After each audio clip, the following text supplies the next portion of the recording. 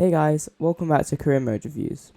Over the course of this series, I've looked at AMS2, Project Cars, and Assetto Corsa. All of the links to those videos are in the description, but in this episode I'm going to be doing iRacing, so without further ado, let's get on with it. So what's iRacing? iRacing claims to be the most realistic simulator ever, and is the world's first racing simulator. F1 drivers like Max Verstappen and Lando Norris also race on this simulator, which shows how popular and realistic it is.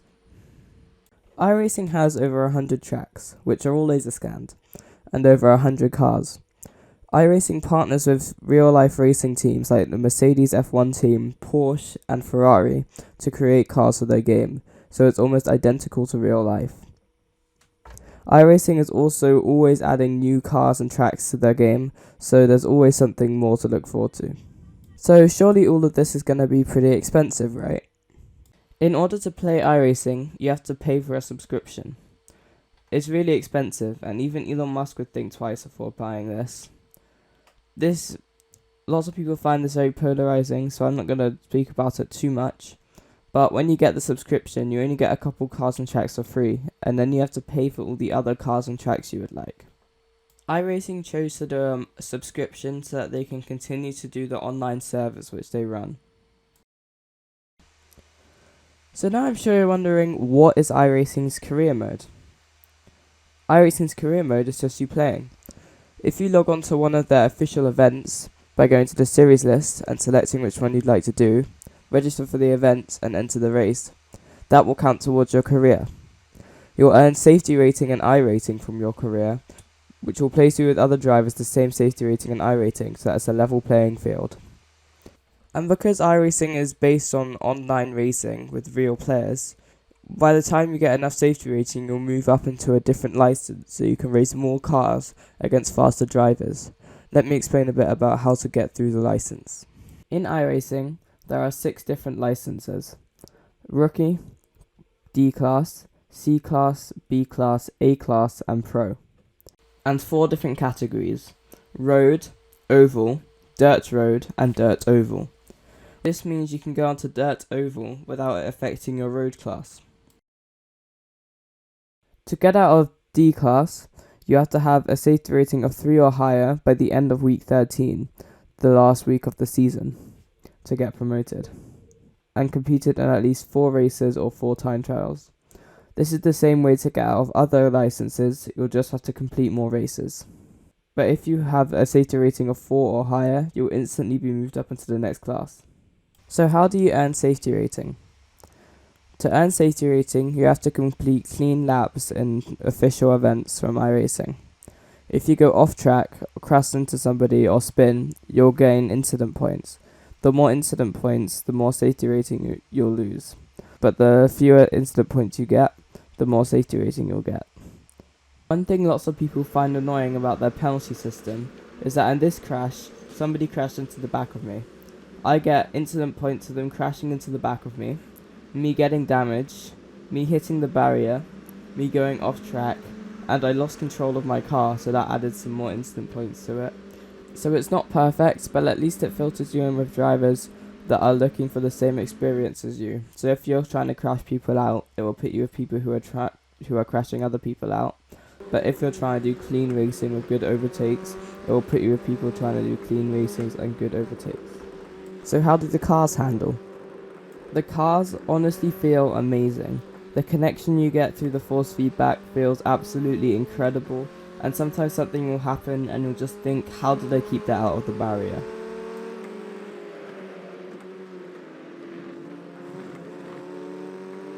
iRacing also teams up with real-life racing teams to create cars for the game. This means that they'll test it out and make it almost identical to real life, and combined with the laser scan tracks, it feels truly amazing. iRacing also has tons of things that you can change on the setup. And when you make a change to the setup, it will look at the setup and make sure it fits the regulations for the vehicle that you're driving. So if you make something too soft, it will fail the test and you'll have to change it again, which is really cool because it means that everybody has an equal playing field. Even though iRacing and the manufacturers that make the cars for them work really hard on the cars, some of them don't feel very realistic. but still they've done a really good job with all of them, and it's really cool to see how realistic simulators are getting. Also, iRacing's damage model is crazy. iRacing probably has the best damage model of any simulator that I've ever raced. Check out some of these crashes.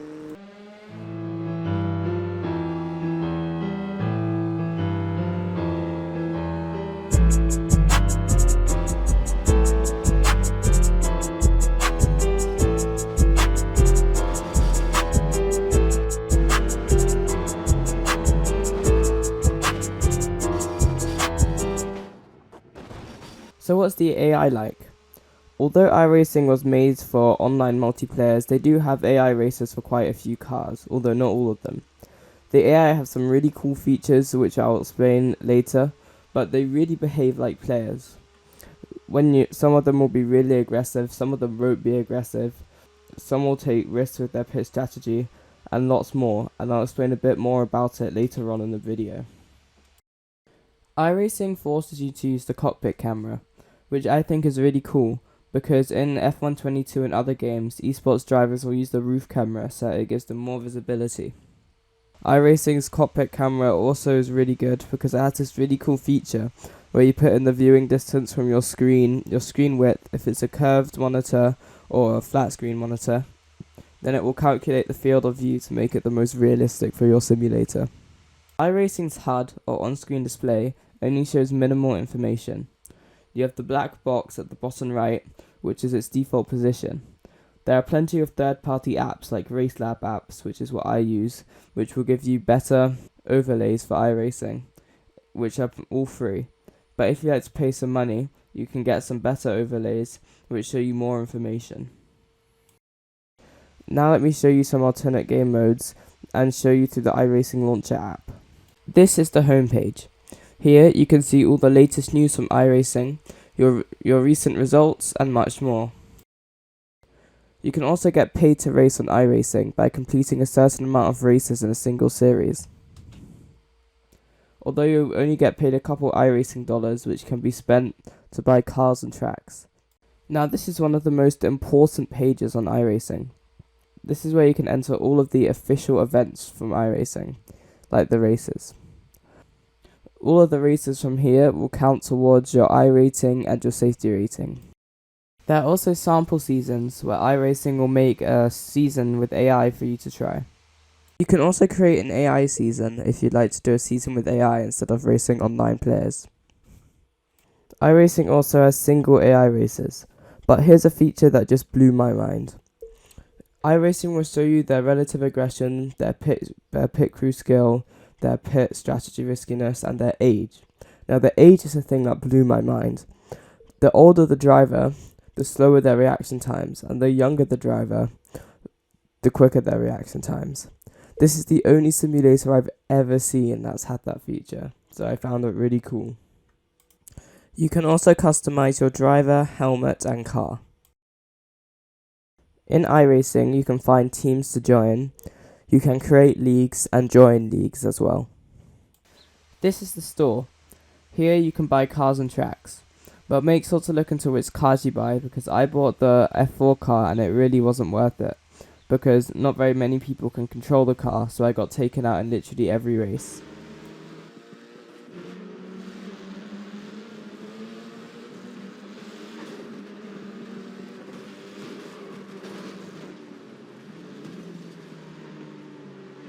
And I mean, what did I do to the iRacing gods to deserve that?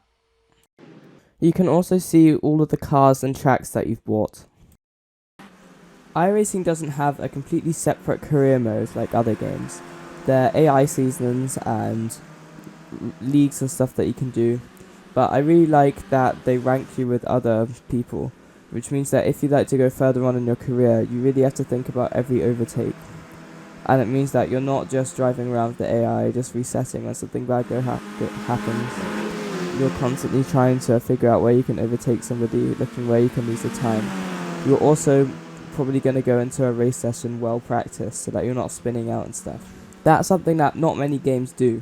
Gran Turismo 7 does it, and F123 will have a system like this, which I'm really looking forward to trying out when it's released. So what's iRacing's pros and cons, in my opinion? So let's start off with the cons. I think we definitely have to start off with the price.